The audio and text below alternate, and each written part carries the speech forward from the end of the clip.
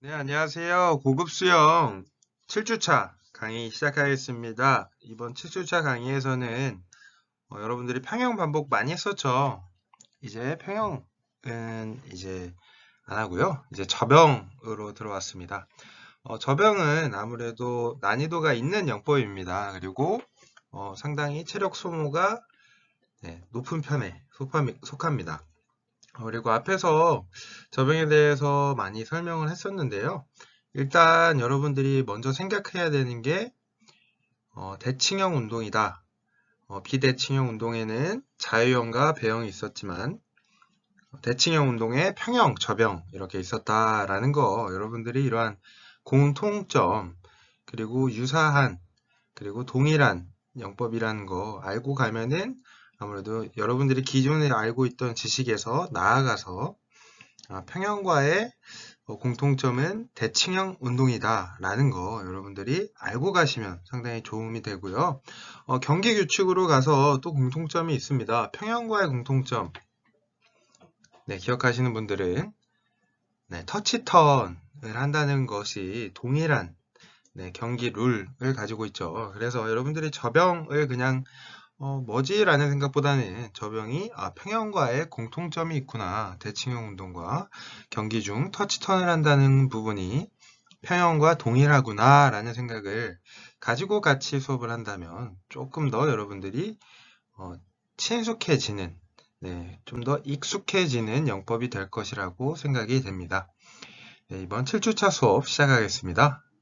네, 앞에서 이야기했던 저병에 대한 목차입니다. 여러분들이 목차를 보고 오늘 수업이 어떤 것이 이루어지겠구나 라고 미리 알고 가는 시간입니다. 첫 번째로는 저병 속도 곡선 그래프. 네, 이제 익숙하시죠? 초급 수영 때부터 들으셨던 분들은 영법을 시작하기 전에 속도 곡선 그래프로 어느 부분에서 가속이 되고 감속이 되는지 여러분들이 미리 알고 들어가는 게 영법의 특성이 어떻구나 라는 것을 알 수 있습니다. X축은 시간의 흐름 그리고 Y축은 속도의 변화량을 알 수 있습니다. 이렇게 과학적인 데이터를 근거로 하여서 여러분들이 영법에 대해 접근을 하게 되면은 내가 어느 부분에서 가속이 돼야 되고 이러한 부분은 필요치 않게 감속이 되는구나 라는 걸 영법에 대한 이해도가 필요합니다. 두 번째는 저병의 신뢰 향상 포인트입니다. 이 부분도 여러분들이 꼭 암기해야 혹은 기억해야만 하는 중요한 포인트입니다. 여러분들이 이 포인트만 기억하고 수업을 마무리한다고 하더라도 상당히 유익한 시간이 되지 않았나 라는 생각을 하기 때문에 신뢰 향상 포인트는 항상 제가 많이 물어보는 부분이고요. 여러분들에게 항상 과제도 많이 내는 이런 포인트이기 때문에 여러분들 눈 크게 뜨시고 신뢰 향상 포인트 꼭 기억해 주시길 부탁드리고요. 다음 전반적인 접영 동작에 대해서 일단 크게 원을 크게 하고 점점점 점차적으로 그 원이 작아지는 점점 그렇게 접근을 하겠습니다. 큰 전체적인 동작 이후에 접영의 팔 동작 그리고 접영을 다시 한번 데이터로서 분석을 해보고요. 다음 다리 동작, 호흡, 그리고 마지막으로 콤비네이션까지 이렇게 다양하게 준비해 보았습니다. 여러분들 오늘 첫 시간이니까 이걸 너무 어렵다라는 생각보다는 전반적으로 이러한 동작으로 이루어지는구나. 그리고 난 다음 저병의 실력 향상 포인트는 꼭 기억해야지 하면서 지금 모니터 앞에서 필기를 꼭 해주시고 이 부분은 내가 나중에 수업이 끝나고도 이러한 중요한 부분은 꼭 기억해서 나중에 내가 혼자 물에서 계곡이든 강, 바다에서 연습을 할 때, 저병은 이러한 포인트들이 있었어 하면서 여러분들이 그것만 의식하더라도 어느 정도 그 영법에 접근할 수 있다라고 할 수 있습니다. 네, 이제 시작하겠습니다. 네, 저병의 속도성 그래프입니다. 여러분들 이제 익숙한 그래프를 이렇게 다시 보게 되었는데요. 저병은 다이나믹한 겉모습과는 달리 간결한 움직임이 필요한 수영입니다.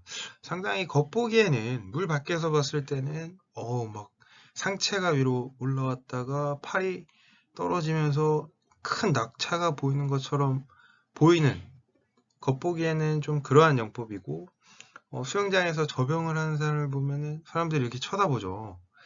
물보라가 좀 많이 일어나서 옆 라인까지 튀기 때문에 보는 사람들도 있고요. 혹은 접영을 좀 고난이도의 영법을 하네 라면서 신기해하면서 보시는 분도 있을 거라고 생각이 됩니다. 접영은 다이나믹해 보이지만 간결한 움직임이 필요합니다. 제가 앞에서 설명했듯이 생각보다 체력 소모가 초보자들한테 많이 되는 영법이고요. 접영을 하면은 평소와는 다른 근육이 쓰인다라는 느낌이 들 정도로 상당하게 체력 소모 혹은 근력 운동도 많이 되는 영법이라고 개인적으로 생각이 됩니다. 그래서 여러분들이 접영이랑 친해지는 시간을 가졌으면 좋겠습니다. 제가 앞에서 얘기했던 속도 곡선입니다. X축이 무엇이라고 했죠? 네, 지금 딱 글로 써있죠. 수영 시작부터 0초부터 1초, 2초, 3초, 4초 이렇게 시간의 흐름을 나타낸 게 X축. X축은 밑에 있는 변을 X축이라고 표현을 합니다. 그래서 시간에 따른, 그러면 Y축, 왼쪽 이렇게 세로, 가로가 아닌 세로로 종이라고도 표현을 하죠. 종, 이렇게 서 있는 왼쪽에 보이는 게 위로 갈수록 빠르고 밑으로 갈수록 느리다 라는 표현을 했습니다. 즉 수치가 위에 있을수록 빠른 속도를 나타내고요. X축과 Y축의 중간 지점에 여러분들이 이렇게 연속된 선을 그렸던 게 그래프라고 표현을 합니다. 여러분들 이제 조금 그래프를 분석할 줄 아는 이러한 눈이 필요합니다. 그래서 수영 시작과 동시에 어느 정도 기본적인 속도가 있다고 가정을 하겠죠. 0이 아니었죠. 그러면 입수 후, 그러니까 여러분들이 뭐 그래브 스타트 혹은 크라우칭 스타트 이후에 물속에 들어가서 어느 정도 스트림라인 유지했을 때 이동 속도가 어느 정도 유지되고 있을 때 첫 번째 킥을 하는 모습입니다. 첫 번째 킥에서 속도가 위로 올라가면은 빠르다 쪽이겠죠. 그리고 시작의 흐름은 시간이 지나면 속도가 빠르게 살짝 가속이 된다라고 표현을 할 수 있겠죠. 첫 번째 킥을 할 때는 빨간색 선 보이시죠? 위로 쓱 올라가는 게 가속이 이루어진다라고 생각을 하고요. 그 다음 스트림라인입니다. 여기서 스트림라인이 왜 약간 밑으로 떨어지는데요? 선생님, 교수님, 감속 아닌가요? 감속을 하는데 스트림라인 유지할 필요가 있나요? 라고 생각하는 분도 있을 거라고 생각이 돼요.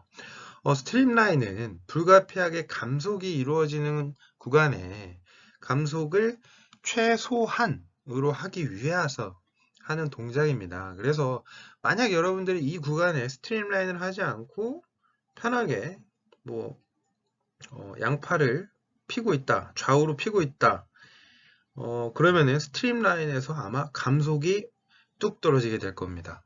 네, 그렇기 때문에 스트림라인 자세, 유선형 자세를 통해서 앞으로 나아갈 때 물의 저항을 최소화시켜서 감속을 조금 적게 완만하게 하기 위해서 스트림라인을 하고요. 이렇게 팔을 뻗은 상태에서 캐치, 네, 캐치 여러분들 이제 아시겠죠? 뭔가 캐치, 잡는다라는 표현에서 물을 살짝 잡는구나. 그냥 용어만 여러분들이 대략적으로 알고요. 그 다음에 여기에서 풀과 두 번째 킥이라는 용어가 나옵니다. 킥을 한 번 더 하죠. 여기서 나오는 글이 팔을 돌리는 움직임과 동시에 두 번째 킥을 실행한다 라고 표현을 하였습니다. 네, 여러분들 이게 무슨 의미지? 라고 한번 궁금증, 팔을 돌리는 움직임과 동시에 두 번째 킥을 실행하는구나. 그리고 뭔가 두 번의 킥이 있구나 라는 거 여러분들이 알고 가면은 접영 영법에 대해서 절반은 알았다 라고 생각할 수 있습니다. 네, 그 다음 피니시 동작은 감속이 급격히 이루어지는 공간이겠죠. 네, 계속 마음은 가속을 하고 싶지만 영법의 특성상 이건 어쩔 수 없는 데이터고 불변의 진리라고 표현을 합니다. 여러분들이 다리에 모터를 달거나 혹은 뭐 오리발을 끼거나 뭐 그렇지 않는 이상 저병을 하는 사람들은 피니시 구간에서 어느 정도 감속 그리고 리커버리 동작도 감속이 불가피하게 이루어진다라고 여러분들이 한번 눈을 감고 첫 번째 킥, 그 다음 올라갔다가 스트림라인 살짝 어쩔 수 없이 감속, 그 다음 캐치에서 증가, 그리고 풀, 두 번째 킥할 때 증가, 피니시, 리커버리, 감소, 약간 이러한 그 곡선을 여러분들이 눈을 감고도 그래프의 곡선을 어느 정도 느끼면서 영법을 같이 알아보는 게 여러분들 이해에 도움이 됩니다. 네, 실력 향상 포인트입니다. 상당히 강조한다는 이야기 제가 앞에서도 누누이 이야기했었죠. 여러분들 이거는 꼭 기억 혹은 암기를 요합니다. 왜냐하면 여러분들이 수업이 끝난 이후에 아마도 잔상만 남는다고 생각이 됩니다. 사람은 어쩔 수 없이 망각을 하기 때문에요. 기억을 최소한으로 줄이게 됩니다. 그때 여러분들이 꼭 기억해야 될 한 문장 혹은 두 문장 이 파트별로 여러분들이 기억을 한다면 이 동작에선 이게 중요해. 이게 0순위, 1순위가 되는 부분입니다. 팔을 저을 때 너무 많이 벌리지 않는다라는 표현을 합니다. 팔을 상당히 많이 벌리는 분들이 있기 때문에 내가 저변할 때 팔을 너무 많이 벌렸나? 라는 생각.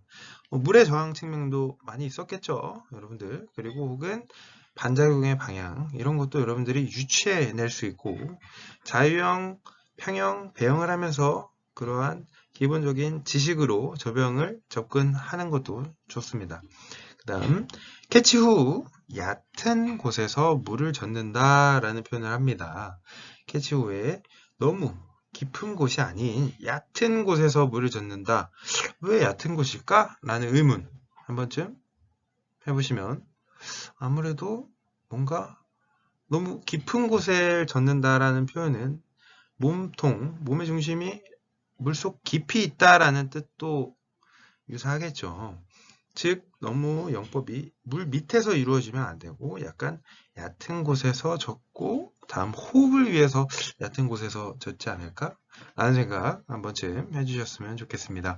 다음 다리입니다. 다리는 첫 번째 킥으로 물을 뒤쪽으로 보낸다입니다. 이 용어 보시면 뭔가 평형과도 좀 일치하는 것 같지 않나요? 네, 영법은 이렇게 공통점들이 있습니다. 앞으로 나아가기 위해서 하는 용법이지 여러분들이 위로 뜨거나 밑으로 가라앉기 위해 하는 용법이 아니기 때문에 이러한 물을 뒤쪽으로 보낸다 평형의 발차기와 비슷하죠. 그 다음 두 번째 킥은 너무 강하게 차지 말고 부드럽게 찬다. 왜 두 번째 킥도 세게 차면 앞으로 더 잘 나가지 않을까 라는 생각을 하실 수도 있는데요.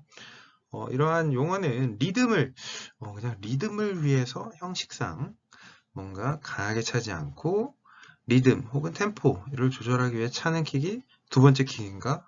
라는 생각하시고 뒤를 보시면 조금 더 이해가 잘 되실 거라고 생각이 됩니다. 다음 호흡입니다.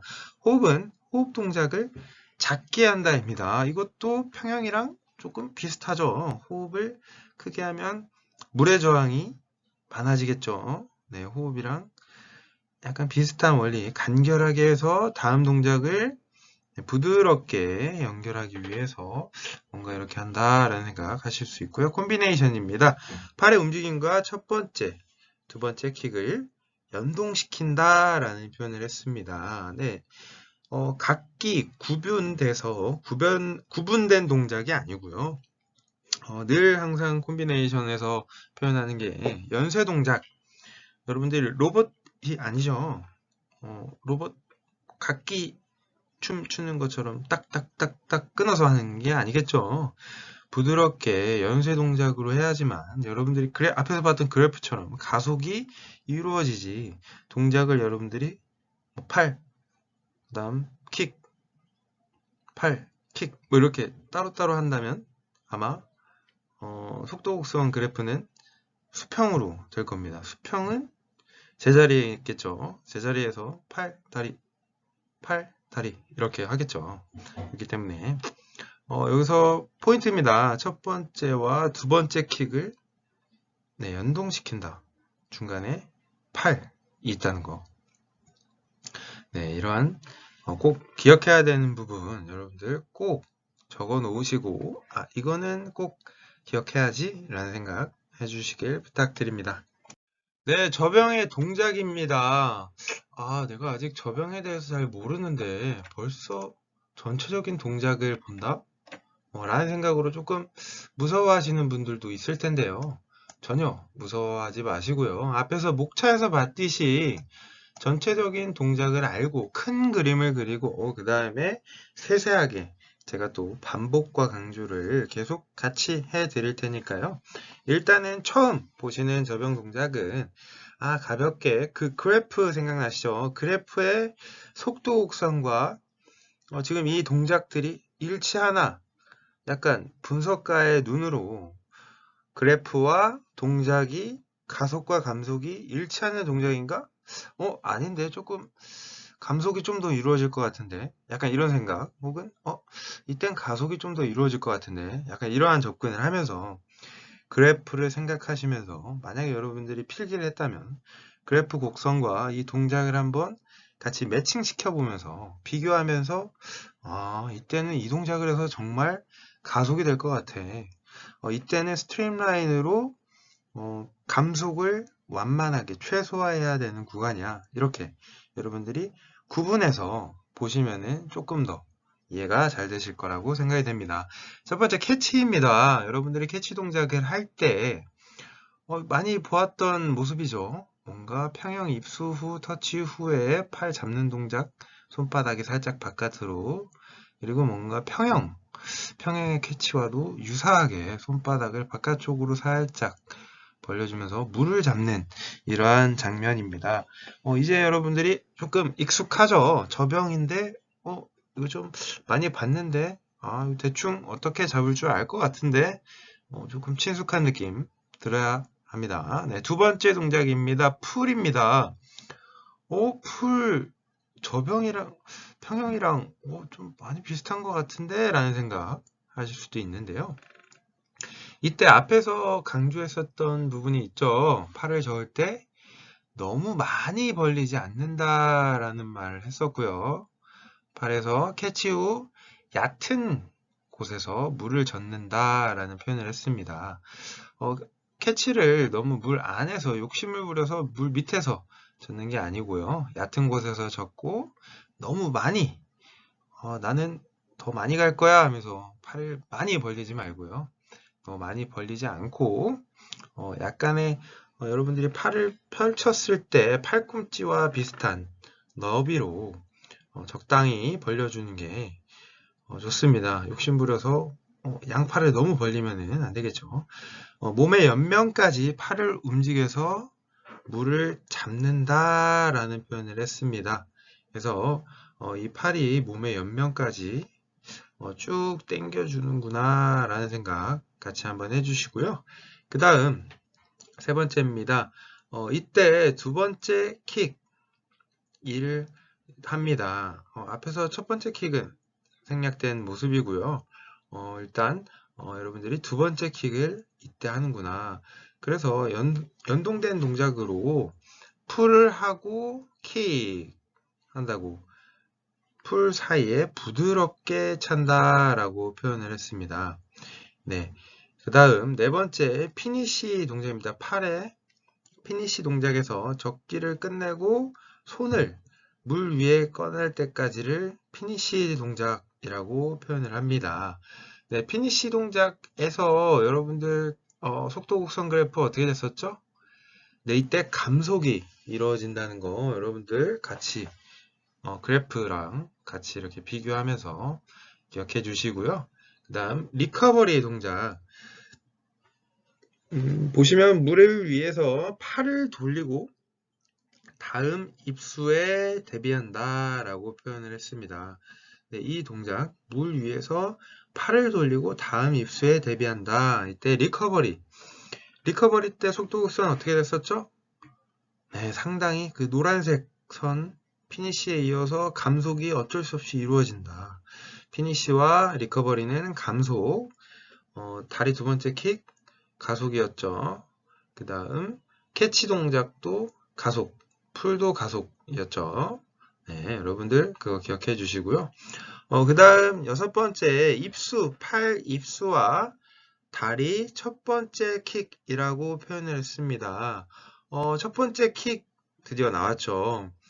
이때 속도 곡선 그래프는 네, 증가했었죠. 조금 완만하게 약하게 증가하는 첫 번째 킥과 팔의 입수, 그러니까 팔을 물에 넣은 타이밍에 차기를 시작하는 겁니다.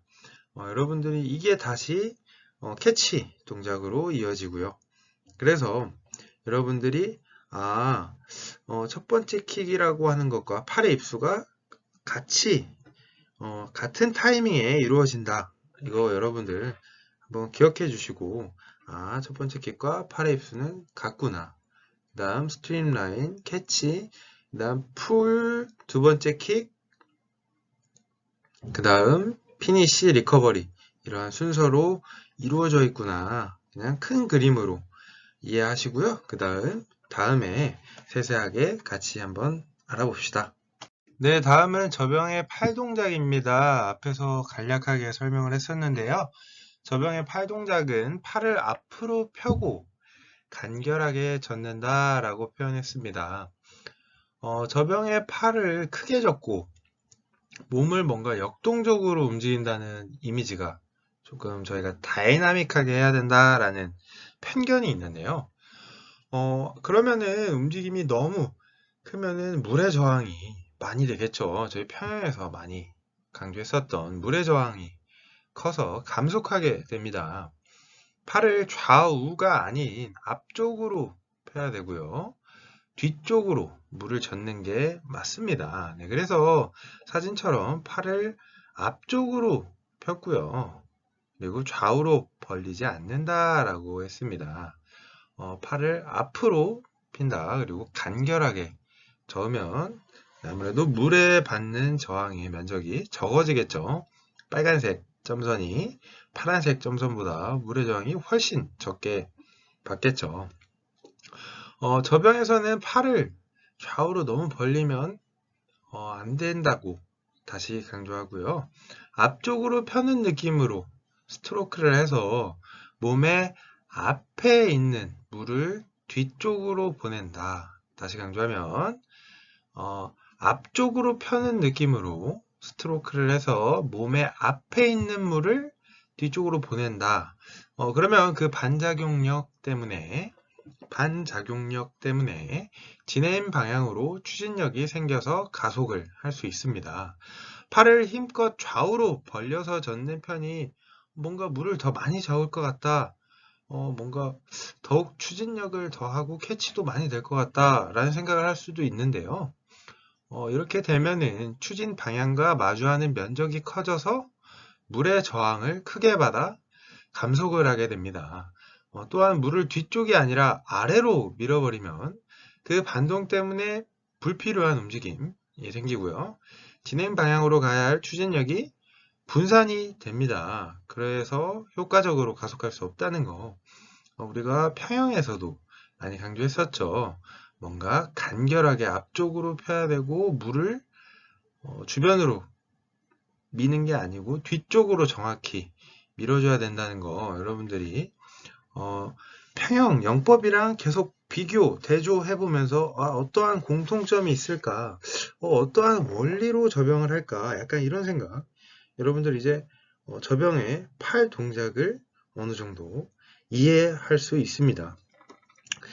늘 누누이 얘기하는 게 물의 저항 면적 줄여야 되고 불필요한 움직임 하면 안 되고요.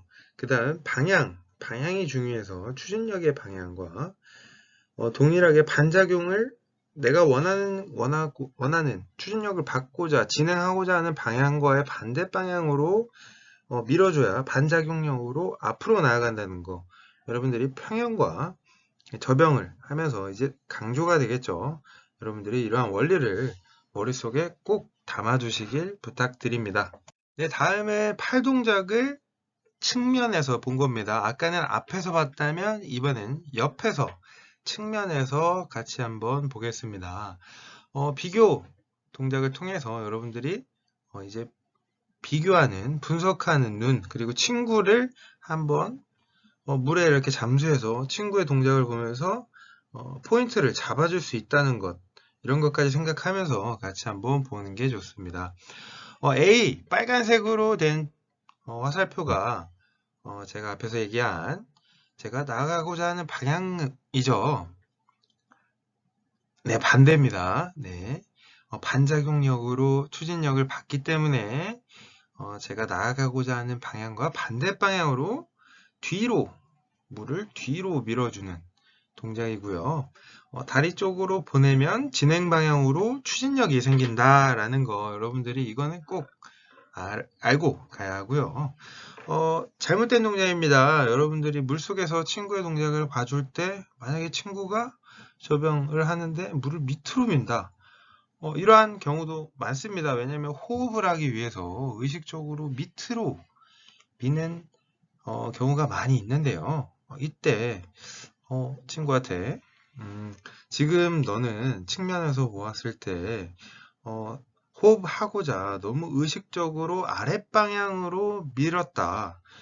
너가 저병을 하는 이유 중에 하나는 반작용력을 이용해서 추진력을 앞으로 받아서 앞으로 진행 방향을 앞으로 하기 위해서 하기 때문에 너의 팔의 방향이 조금 더 아랫방향이 아닌 다리 방향으로 밀어주면 너가 조금 더 앞으로 추진력을 받아서 가속을 할 수 있을 거다라고 이렇게 한마디를 해주면 이런 조언을 들었던 친구는 박수를 치면서 명 강사 정말 잘 알려준다. 이렇게 서로 대화가 오가지 않을까 그렇게 생각을 하고요. 물을 바로 아래로 밀면 반동 때문에 불필요한 움직임, 자유형 때도 많이 이야기했었죠. 불필요한 움직임이 생겨서 진행 방향으로의 추진력이 분산되었다라고 표현하였습니다. 제가 앞에서 간략간략하게 이야기했던 부분의 포인트이기 때문에 여러분들이 저병 팔 동작 측면에서 봤을 때 이렇게 대조 동작을 통해서 물을 밑으로 밀지 않고 뒤로 밀어서 추진력의 방향이 내가 원하는 앞으로 나아가기 위해선 팔을 다리 쪽까지 뒤로 밀어줘야겠다. 이러한 한 문장, 이거를 머릿속에 꼭 담아두시고 그러고 넘어가 주시길 부탁드립니다. 네, 다음에 팔 동작을 도해로 검증한다, 뭔가 그림으로 본다 라는 표현을 합니다. 앞에서 사진으로 많이 보았었죠. 이번에는 귀여운 캐릭터의 그림으로 같이 한번 알아보겠습니다. A와 B, 이번에도 비교를 통해서 어떤 게 좋을까 한번 생각해 보시면, 눈썰미가 있으신 분들은 A가 뭔가 앞에서 얘기했던 팔을 펴고 앞쪽으로 편다 라는 느낌이 들었고, B는 딱 봐도 뭔가 좌우로 좀 더 폈다 라는 생각. 뭔가 약간 새 같기도 하죠. 네, 이렇게 팔을 많이 펴서 양력을 최대한 많이 받으려는, 낙하할 때 양력을 최대한 받으려고 하는 동작 같기도 합니다. 물이 아닌 동작 공간이라 그렇게 생각할 수도 있는데요. 아무래도 네, 이러한 동작은 조금 옆으로 생각하긴 했는데, 여러분들이 하늘 위에서 낙하하고 있을 때 A보다는 B가 조금 더 낙하하는 속력을 줄이는, 양력을 최대한 받아서 덜 밑으로 빠르게 떨어지는 걸 막기 위해서 팔을 좀 더 펼치겠죠. 네, 그러한 생각 잠시 한번 해봤고요.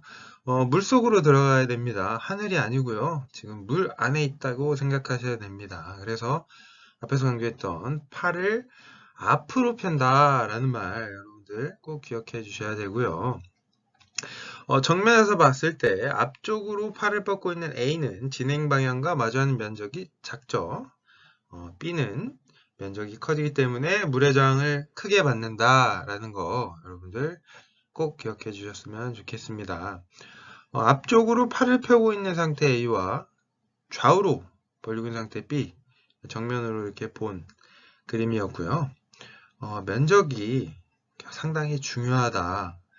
면적을 넓게 하면은 앞으로 나아가는데 감속으로 이어진다라는 걸 여러분들이 사진이 아닌 이렇게 그림으로 비교해도 확연히 차이가 난다는 거 여러분들이 한번 다른 사진이 아닌 그림으로 한번 더 강조해 보았습니다. 네, 다음은 저병 팔 동작의 팔꿈치를 조금 강조해서 여러분들과 함께 알아보는 시간, 토의해 보는 시간을 가져보겠습니다. 얕게 한다, 얕게 저어야 된다, 얕게 확실히 물을 캐치해야 된다라는 표현을 했었는데요. 저병은 위아래로 구불거리면서 수영한다고 이렇게 생각을 하지만 가능한 한 물의 저항이 적은 자세를 유지한다는 기본은 모든 영법은 동일합니다. 저항이 적다. 앞에서 상당히 많이 강조했었죠. 동일합니다. 그래서 추진 방향과 마주하는 움직임이 적은 폼을 무너뜨리지 않도록 해야 합니다. 네, 추진 방향과 마주하는 움직임이 적은 폼을 무너뜨리지 않도록 최대한 노력을 해야 되고요. 여기에서 팔꿈치를 당겨서 젓는 모습입니다. 팔꿈치를 당겨서 젓는 이러한 모습이고요. 당겨서 저으면은 조금 더 간결하게 저을 수 있다? 라는 생각을 할 수도 있을 것 같은데요. 팔꿈치를 세워서 캐치하고 물의 얕은 곳을 저어야만 합니다. 네, 여러분들 팔꿈치를 세워서 캐치를 하고 물의 얕은 곳을 젓는다라고 표현을 합니다. 효율적인 추진력을 만들기 위해서는 여러분들이 물을 아래쪽이 아닌 뒤쪽으로 보내는 것이 중요하다고 누누이 강조했었죠.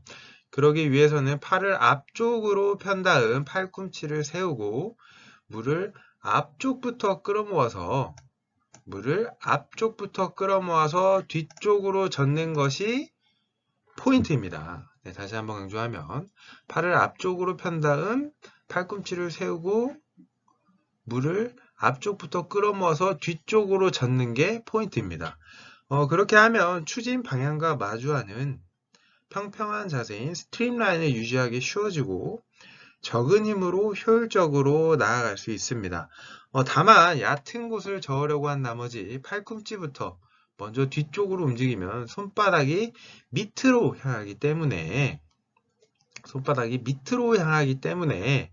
물을 아래쪽으로 밀어내게 됩니다. 그러면 물을 뒤쪽으로 충분히 보내지 못해서 가속으로 이어지지 않는다라고 제가 많이 강조했었죠.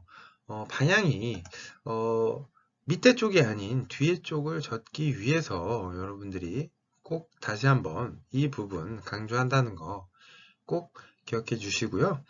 사진을 보시면은 팔꿈치부터 먼저 풀을 하면 물을 아래쪽으로 밀어내게 되고 추진력이 분산되어서 커다란 가속으로 이어지지 않는다라고 주의사항을 이야기하고 있습니다. 여러분들 팔꿈치부터 먼저 풀을 하면 안 된다는 거 주의사항입니다. 팔꿈치부터 풀을 하면 손바닥이 밑을 향하는구나. 이러면은 안 되겠다. 팔꿈치 먼저 나가면 안 되겠다. 이거 굉장히 중요한 요소입니다. 대부분 급해서 팔꿈치부터 나가게 되는데 그러면 안 된다는 거 꼭 기억해 주시길 부탁드립니다. 다음은 앞에서 봤던 주의사항 기억하시겠죠? 아까 파란색으로 봤을 때 팔꿈치를 급하게 당겨서 저었던 그 사진 모두 다 기억하고 있을 거라고 생각됩니다. 팔꿈치를 먼저 당기게 되면은 팔꿈치를 먼저 움직이고 그 다음 팔이 움직이면은 물을 밑으로 아래쪽으로 밀어내게 된다라는 거 기억하시죠? 그래서 여러분들이 저병을 할 때 의식적으로 팔을 앞으로 조금 펼치고 앞으로 펴과 그리고 팔꿈치를 세워서 젓는다라는 이런 포인트 여러분들이 꼭 기억해 주셔야 됩니다. 팔꿈치가 사진에서 보는 것처럼 의식적으로 팔꿈치의 끝이 세워진 이러한 각도를 볼 수 있습니다. 아까 파란색으로 봤던 사진과 상당히 대조가 되죠. 팔꿈치를 의식적으로 세운 다음, 그 다음 손바닥으로 뒤에 방향으로 밀어주는 동작입니다. 지금 이 팔꿈치가 만약에 여러분들이 밑에 있다 생각을 하면은 아무래도 손바닥의 방향이 조금 더 아랫방향으로 향하겠죠. 지금 이렇게 팔꿈치를 세우게 되면은 여러분들이 손바닥이 의식적으로 다리 뒤쪽으로 보낼 수 있게 됩니다. 그래서 여러분들 팔꿈치를 세워서 손바닥을 의식적으로 다리 쪽으로 쭉 밀어준다라는 생각 여러분들이 꼭 해야 합니다.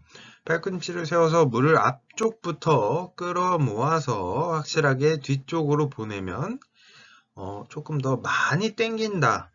더 넓은 공간을 당기게 되어서 커다란 추진력을 만들 수 있다라고 표현을 합니다. 여러분들이 물속에 들어가게 되면은 이러한 생각을 놓치게 됩니다. 왜냐면 당장 빨리빨리 해야 될 게 너무 많죠. 뭐 킥도 2번 해야 되고 호흡도 해야 되고 팔도 돌려야 되고 생각이 많아집니다. 그렇기 때문에 여러분들이 이렇게 하나하나 포인트를 꼭 기억하고 연쇄 동작이 아니더라도 팔을 의식적으로 앞으로 쭉 뻗고 좌우로 벌리지 않고 그 다음 팔꿈치 세워서 팔을 당겨준다. 이 포인트 이걸 아는 사람과 그냥 급하게 팔꿈치부터 막 당기면서 물 밑으로도 밀고 허우적거리는 사람 앞에서 설명했었죠.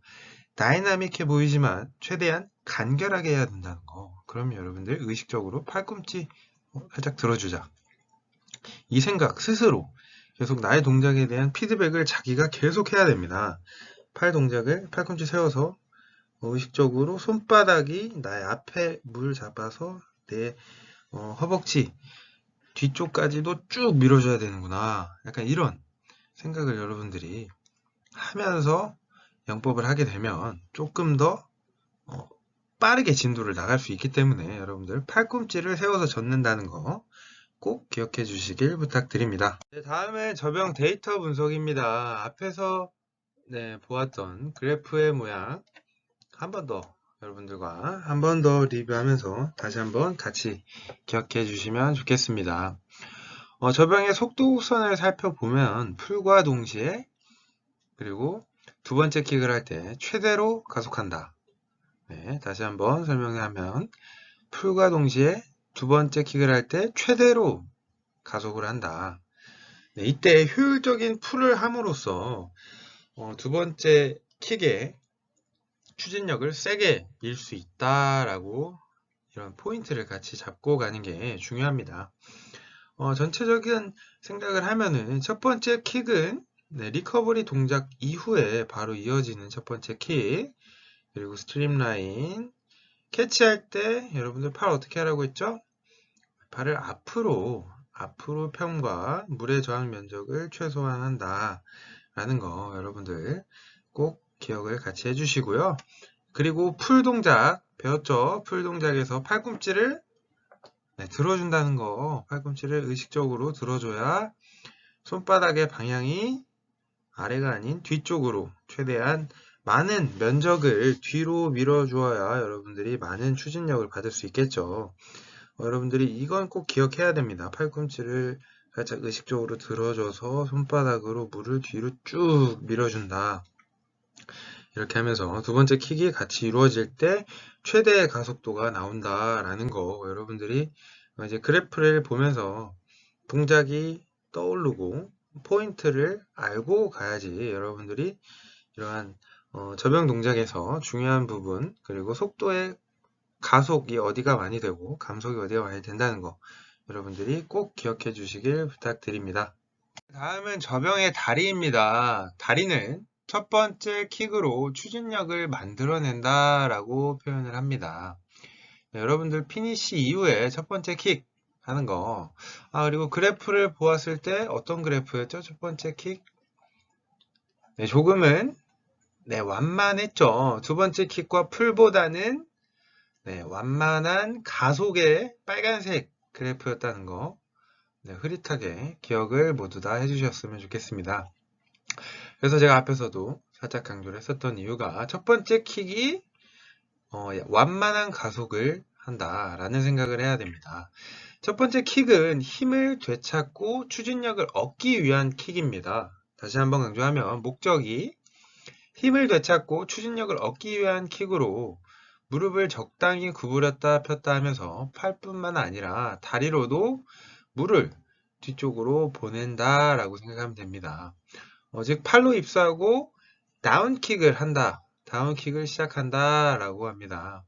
그래서 각도는 약 120도로 평영에서도 보았던 거 기억나죠? 몸통과 허벅지 각도가 120도였던 거 여러분들 기억하시겠죠? 이때 첫 번째 킥, 다운킥 할 때 팔 돌리기를 끝내고 입수하는 타이밍에 첫 번째 킥의 목적 뭐라고 했었죠? 힘을 되찾고 추진력을 얻기 위한 킥, 목적을 정확히 알아야 됩니다. 무릎을 구부리는 각도 120도, 90도가 아닙니다. 나는 많이 앞으로 나가고 싶어. 90도로 꺾으면 안 된다 라고 합니다. 120도로 만들고 물을 뒤쪽으로 보내서 추진력을 만들어내는 첫 번째 킥입니다. 무릎을 구부렸다 폈다 하면서 다리를 이용해서 물을 뒤쪽으로 보내고요. 팔을 한번 젓는 동안 두 번의 킥을 한다는 거 여러분들 기억하죠?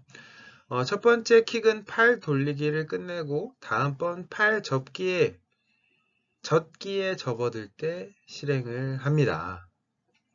다시 한번 강조하면 팔 돌리기를 끝내고 다음번 팔 젓기를 접어들 때 실행하는 게 첫 번째 킥입니다.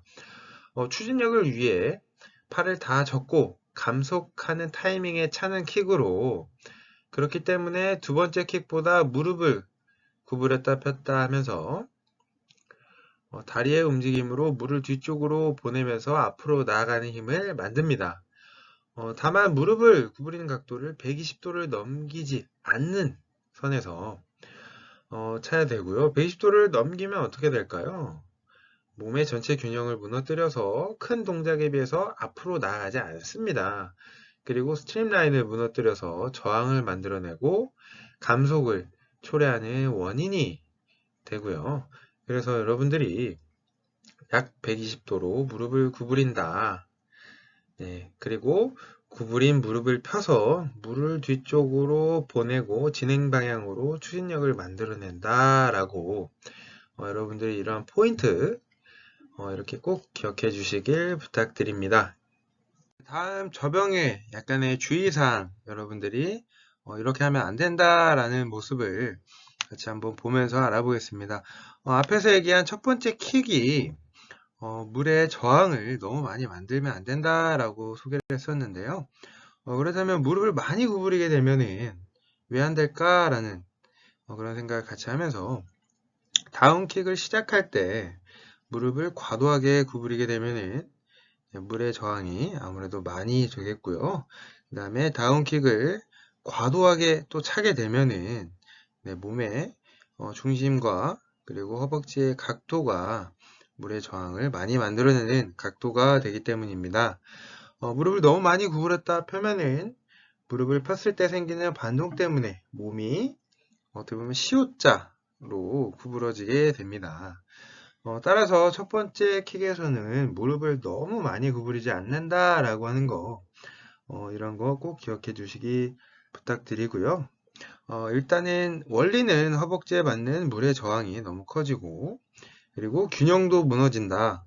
그리고 저항에 많이 받는 자세이기 때문에 첫 번째 킥은 약 120도 혹은 130도 정도로 무릎을 살짝만 구부리고 쭉 펴주면서 그 다음에 캐치 동작으로 이렇게 같이 연쇄적인 동작이 된다. 첫 번째 킥은 가볍게 차면서 그 다음에 다음 캐치 동작을 위한 앞에서 얘기했었죠. 목적은 힘을 되찾고 추진력을 얻기 위한 첫 번째 킥이었다는 거. 가속이 급격하게 이루어지는 공간이 아니고 완만하게 증가하되 몸의 균형과 물의 저항을 조금은 낮춰야 된다라는 이러한 생각 한 번쯤 해주시길 부탁드립니다. 네, 다음은 저병 다리 두 번째 킥입니다. 앞에서 첫 번째 킥을 했다면 120도의 첫 번째 킥을 했다면 두 번째 킥입니다. 두 번째 킥은 팔 접기로 생기는 커다란 움직임을 없애기 위해 실행하는 두 번째 킥입니다. 따라서 너무 강하게 차서 균형을 무너뜨리지 않도록 차야 됩니다. 팔을 저어서 물을 밀 때 반작용력 때문에 상체를 위로 밀어 올리는 힘이 불가피하게 작용되기 때문입니다. 아무리 팔꿈치를 들고 물을 뒤쪽으로 민다고 하더라도 반작용력이 상체를 위로 끌어올리게 됩니다. 그래서 이러한 움직임을 없애기 위해 혹은 상쇄시킨다 라고 표현을 하고요. 두 번째 킥을 아래쪽을 향한 힘을 만들어냅니다. 가벼운 킥으로 몸의 위아래 움직임을 없애는 두 번째 킥이랍니다. 두 번째 킥 다시 한번 강조하면은 가벼운 킥으로 몸의 위아래 움직임을 없애려고 하는 킥이고요. 두 번째 킥은 팔을 돌리는 것과 동시에 실행하는 킥이고요. 이 킥은 팔의 움직임에 따라 몸이 들리는 것을 막아주고 균형 조정을 위한 킥입니다. 무릎을 구부린다는 의식을 하지 말고요. 채찍처럼 부드럽게 킥을 해야 합니다. 추진력을 얻는 것보다 몸이 위아래로 움직이는 걸 방지하는 게 목적이 큽니다. 그래서 오히려 너무 강하게 차면 반동 때문에 상반신이 필요 이상으로 들리게 되어서 어색한 움직임이 되고요. 노력하는 데 비해 앞으로 나아가지 않게 됩니다. 두 번째 킥은 팔을 돌릴 때 생기는 상반신의 흔들림을 없애기 위한 부드러운 킥이라고 이해해야 합니다. 네, 앞에서 설명했던 두 번째 킥의 원리이자 목적이자 어떠한 원리로 차는가 라는 거. 두 번째 킥. 첫 번째 킥보다는 가속의 곡선이 조금 더 컸다는 거 한 번 더 생각해 주시고요. 일단 두 번째 킥의 원리에 대해서 킥을 너무 강하게 찬다면 두 번째 킥을 강하게 차면은 아무래도 반작용력으로 상체가 많이 들리게 되겠죠. 네. 만약에 부드럽게 킥을 하면 몸이 들리는 게 적어집니다. 네.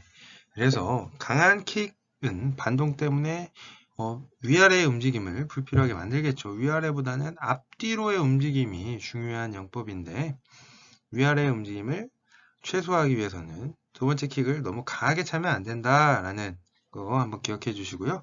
균형을 잡기 위해 두 번째 킥을 강하게 차버리면 반동 때문에 상반신이 크게 움직이게 됩니다. 이것도 감속으로 이루어지기 때문에 여러분들 두 번째 킥의 용도, 목적 너무 강하게 차지 말아야겠다라는 생각 한 번쯤 해주시길 부탁드립니다. 네, 오늘은 저병에 대해서 한번 알아보는 시간을 가졌습니다. 원래는 저병 동작도 상당히 많은 연습을 통해서 팔만 몇 줄을 하고 그 다음 호흡, 다리 이렇게 점차 많은 연습을 요하는 영법입니다. 그래서 한 차시에 모든 영법의 원리에 대해서 다 설명을 해드리면 여러분들 기억에도 많이 남지 않을 것 같아서 호흡과 포인트 콤비네이션은 다음 주에 하는 것으로 넘겼고요. 오늘 여러분들이 꼭 기억해야 하시는 거, 눈을 감고 저의 설명을 한번 같이 되새겨 보는 시간을 가지길 바랍니다. 그래서 저병의 속도 곡선은 눈을 감고 한번 혹은 적어 놓으신 거 보면서 첫 번째 킥이 있었죠. 첫 번째 킥이 빨간색 그래프로 되어 있었고요. 속도 곡선이 완만하게 증가했다는 거 첫 번째 킥에서 여러분들이 기억해야 되는 건 120도의 각도로 너무 과하게 차는 게 아니고 첫 번째 킥에서는 120도 정도의 각도로 찬다라는 거 여러분들 기억하시고요. 힘을 되찾고 추진력을 얻기 위한 킥 적당히 구부려서 한다라는 거 여러분들이 꼭 기억해 주시고요. 첫 번째 킥은 팔 돌리기를 끝내고 입수하는 타이밍에 첫 번째 킥을 하는 거 여러분들 그래프 시작에서 첫 번째 킥이라고 했었고요. 각도는 120도였다라는 거 여러분들 꼭 기억해 주시길 부탁드립니다. 네, 그 다음 두 번째 곡선이 어떤 곡선이었죠? 네, 스트림라인 유지했고요. 그 다음에 캐치 동작입니다. 캐치는 약간 진한 파란색으로 여러분들이 캐치하면서 팔을 앞으로 뻗어줬죠. 네, 앞으로 쭉 펼쳐서 뻗어주면서 물의 저항 최소화하면서 그 다음 풀 동작 있었죠. 팔꿈치 들어준다라는 거, 팔꿈치를 들어서 손바닥 방향을 뒤쪽으로 보내준다라고 표현을 했습니다. 그것과 동시에 두 번째 킥 해서 두 번째 킥은 다리 파트에서 했었죠. 네, 앞에 상체의 들림을 상쇄시키기 위해서 네, 리드미컬하게 차기 위해서 팔을 돌리는 움직임과 동시에 두 번째 킥을 차서 상쇄시킨다. 다리를 너무 세게 차면 반작용력으로 상체가 너무 많이 들리기 때문에 네, 그러한 상쇄시키는 용도로만 찬다라고 생각하면 됩니다. 네, 이후 접기를 끝내고 피니시 동작을 해서 접기를 끝내고 손을 물 위에서 꺼낼 때까지를 피니시라고 합니다. 물 위에서 꺼내면 무엇이겠죠? 네, 이때도 리커버리, 약간 휴식, 회복이라는 리커버리 동작. 팔이 물 밖에서 회전하는 것을 리커버리라고 합니다. 네, 그 다음 바로 입수함과 동시에 첫 번째 킥이 이렇게 이루어지는 사이클이 돌아간다라는 거 여러분들이 오늘은 접영의 첫 시간이기 때문에 중요한 부분 조금 더 강조했고요. 여러분들이 꼭 기억해야 되는 부분 꼭 가지고 가시길 부탁드립니다. 네, 이것으로 수업 마치겠습니다. 감사합니다.